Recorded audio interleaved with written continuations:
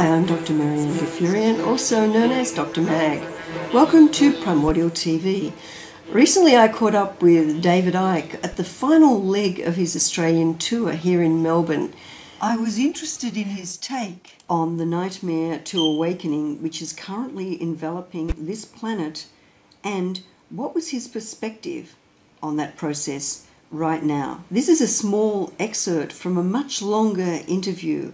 We are still editing the film, so this is audio only with some images interspersed. Well, Mary Ann, I've spent the last 21 years so far uncovering and exposing what you call the nightmare. And basically, the nightmare is the opposite of the awakening. It's humanity manipulated into a closed-minded, comatose, amnesic state by programming of perception from the moment we enter this reality, this world, until we leave it.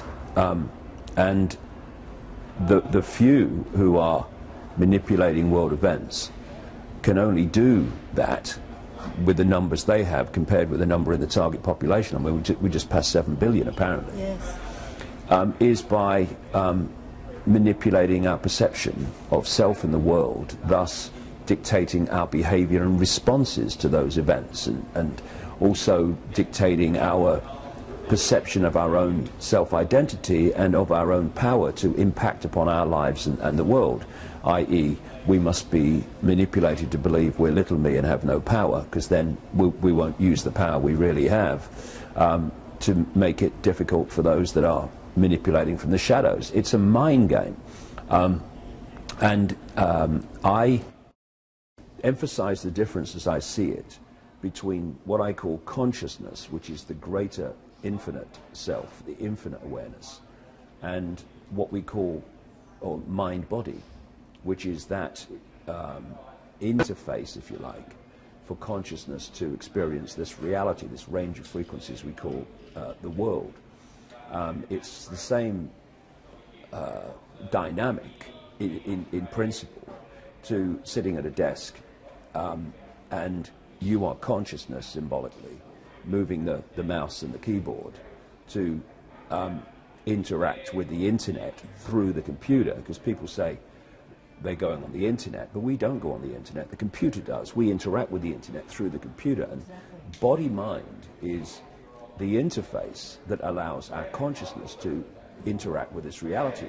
And although, like everything, mind and consciousness are made of the same substance, the same energy, the same awareness, they're in different states of perception. I symbolize consciousness as the open, sweeping ocean, and mind is like frozen water. They're the same substance, water, but they're in completely different states of being.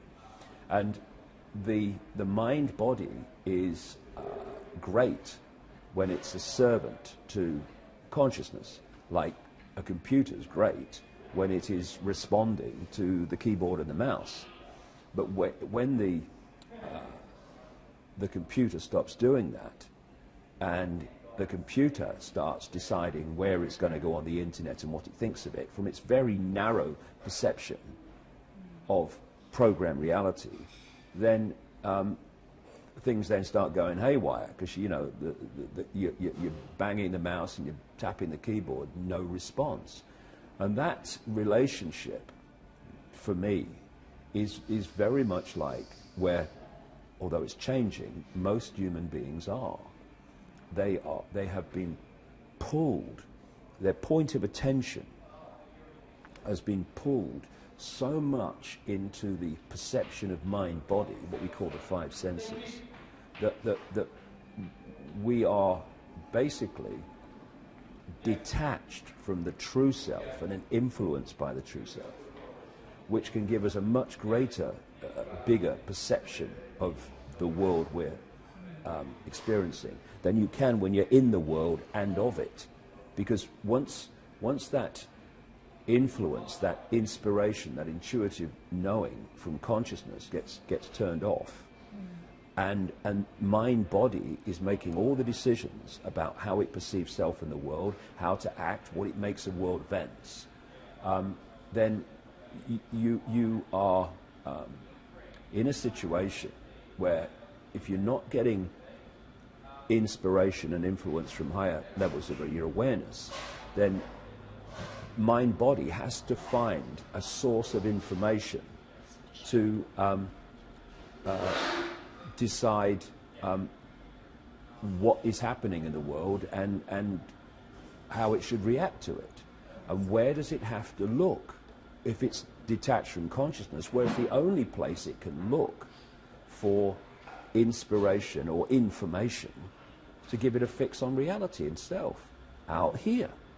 And what comes back is the media owned by this cabal that wishes to suppress us, the education system created and run by the same people, peer pressure to believe certain things and to see life in a certain way because your peers have been through the same programming system that you're going through, parents who've been through it longer than you have and therefore pass it on to you while thinking they're doing the best for you,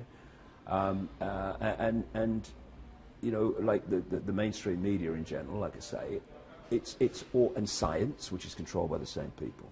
So all this stuff is coming at the five senses in the form of information, which is programming a certain sense of reality about self and the world. And it's all about limitation. It's all about I can't.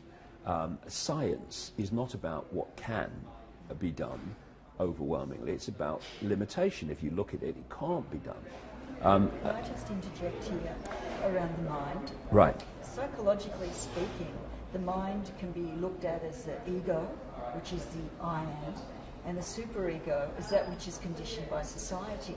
And in a way, the I am and the you are, which gives the power to the other, can be seen as almost the sun and the moon, all right, in opposition to each other. So the mind, in a way, has a structure as well from my perspective. And the structure is you've got the ego on the one hand, and you've got the superego on the other hand, which is the Freudian idea. And his theory was that the human being is on a continual swing between thanatos, or the death desire, and eros, or libido, which is a sex desire. Now, someone like Carl Jung came along and said, wait a minute, what about the spiritual aspect? What about if we look into all of the cultures and civilizations of thousands of years? Life is not just a nightmare, because that's really what Freud was talking about.